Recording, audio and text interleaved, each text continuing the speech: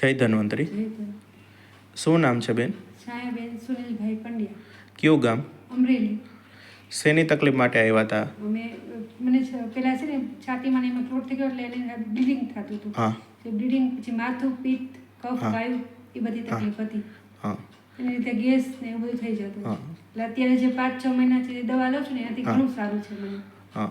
પેશાબમાં બળતરા થતી, પગના તળિયામાં બળતરા થતી, સારું છે એમાં? બધું સારું છે. ઓકે. વારંવાર ઉલટી થઈ જતી? હા, પેલા એવું થતું. લોહીના ટકાવારીનો રિપોર્ટ કેમ છે? એ બહુ ઘટી ગયું હતું વચ્ચે હિમોગ્લોબિન.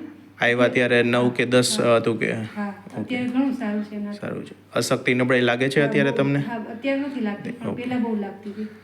દવાથી તમને કેટલા 6 મહિનામાં ફાયદો થયો છે? ઘણો ફાયદો છે અત્યારે. ઓકે. ચલો, થેન્ક યુ.